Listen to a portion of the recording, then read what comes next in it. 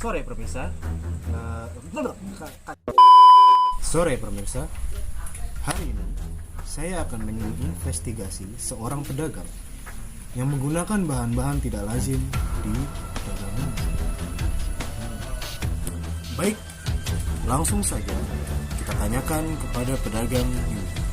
Mari pemirsa. Baik, langsung saja kita tanyakan kepada dia. Sebut saja namanya Joni. Baik, Bapak Joni, sudah berapa lama Bapak berjualan seperti ini? Gue sih, coba. Lama-kelamaan, dan untungnya menggiurkan. Selanjutnya saya. Oh, seperti itu. Di sini Bapak berjualan bakso kadal kan?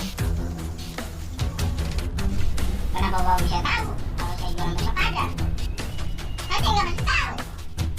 Kan saya pernah beli bakso Bapak. Dalamnya itu ada buntut kadalnya, Pak. Tapi rasanya enak juga sih, Pak. Wah, berarti Mas penggemar bakso ada loh.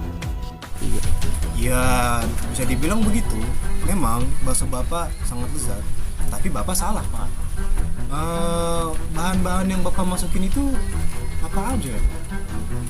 Untuk bahan-bahannya, saya menambahkan daki, jeruk ketek, dan kadal.